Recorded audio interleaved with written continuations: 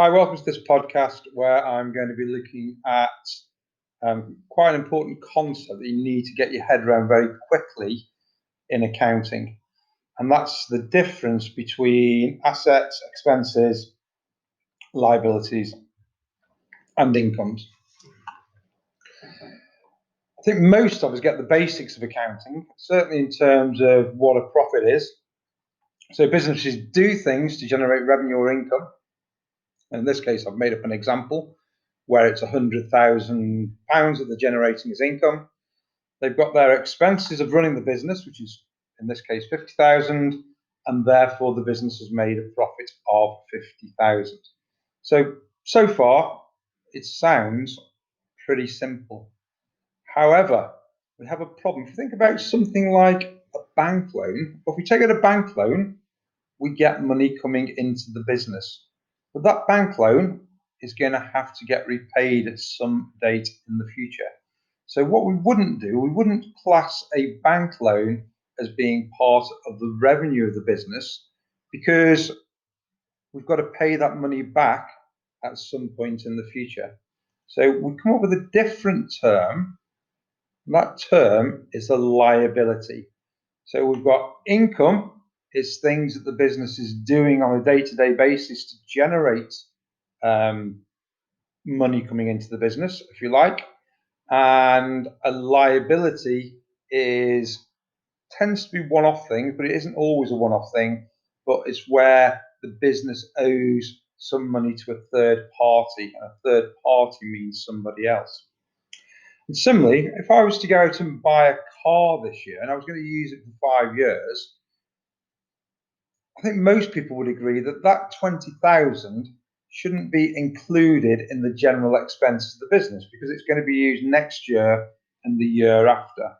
And when we get further into accounting, we'll look at a concept called depreciation, where we'd say that some of that 20,000 is an expense of this year, but not all of it.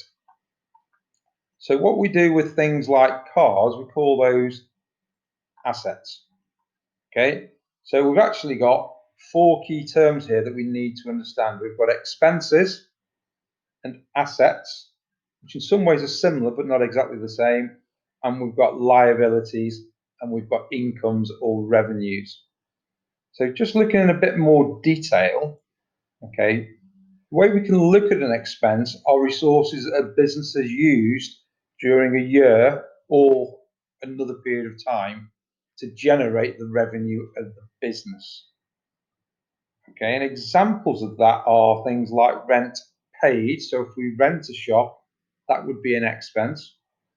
Any taxes paid, and there's a strange one here that comes up quite a lot in accounting that some students find difficult because it doesn't exist in every country.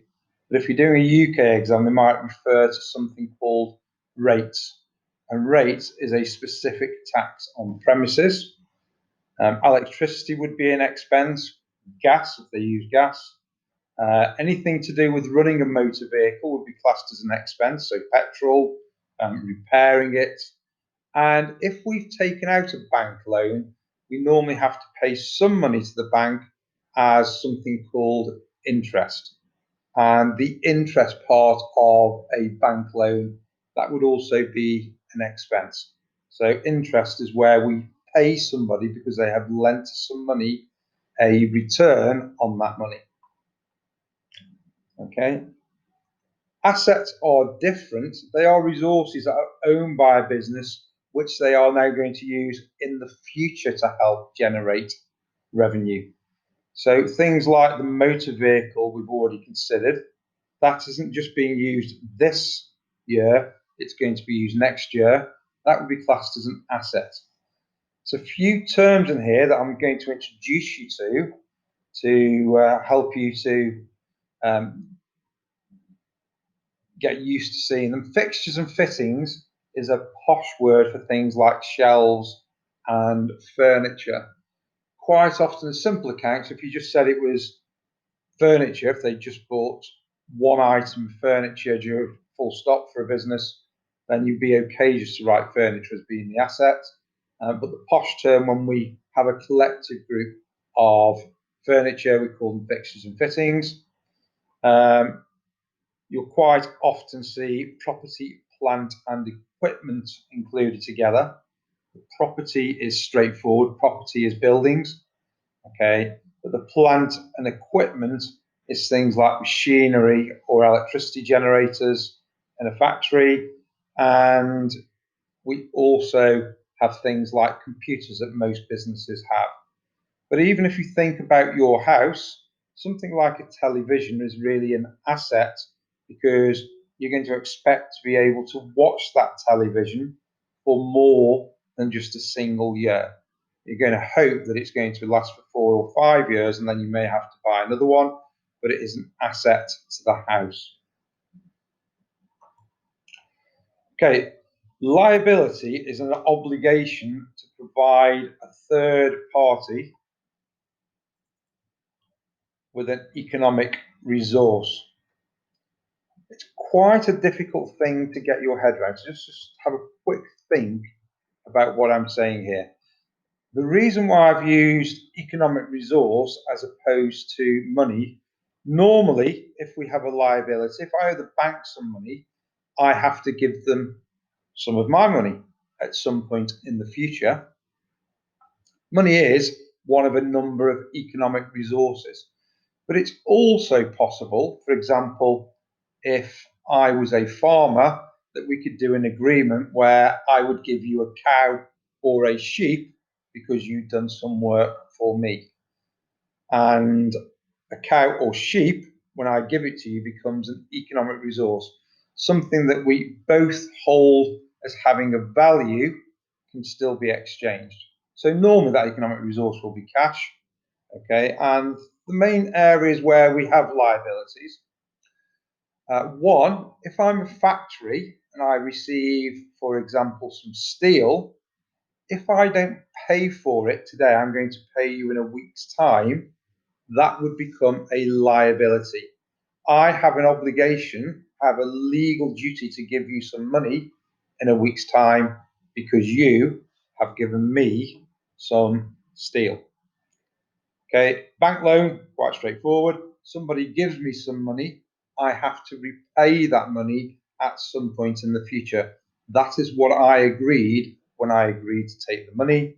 And there can also be more general loans. For example, if I set up a business, I might take a loan from my brother. If I do that, I still have to pay him back in the future. I can't just say, well, it's my brother, I'm not going to give him back that money.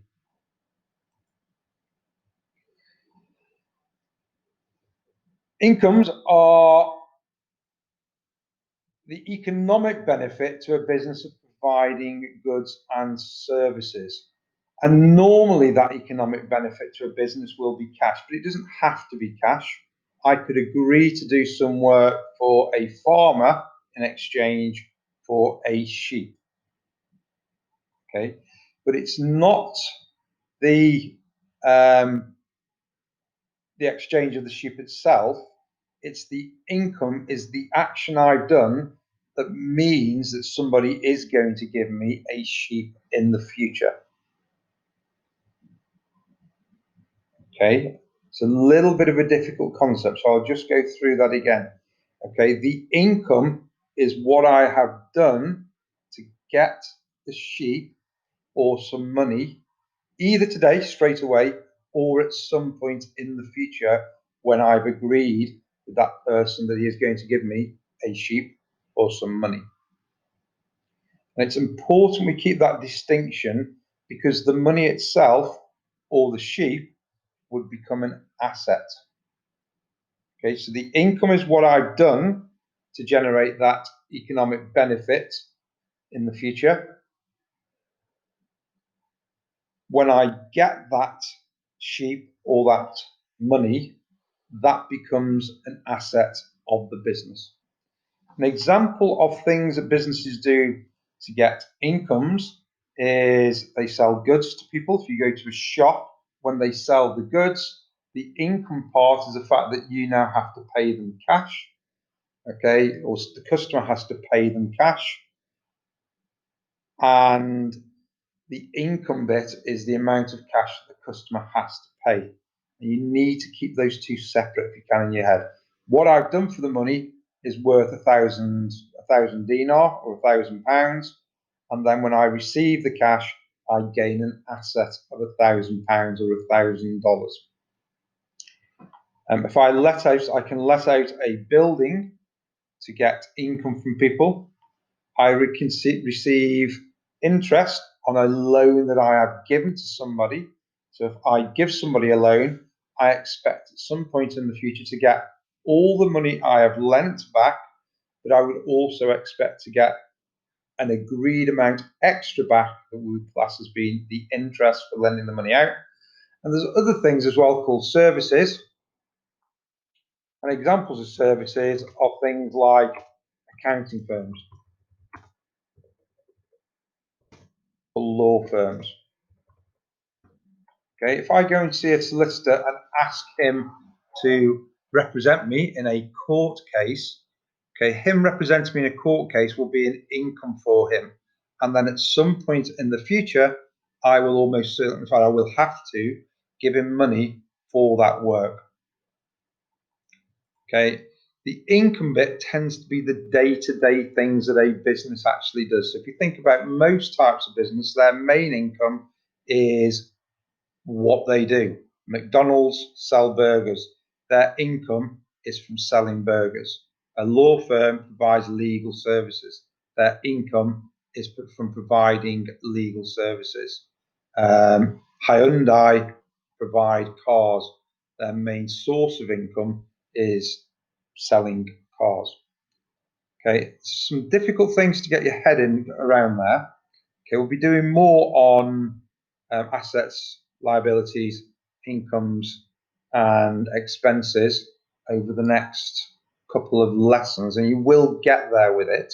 So don't worry too much, but it's important that we can sort of separate them out, because that's going to help you when we look at the real fundamental of accounting, which is the double entry system, where everything has two aspects to it.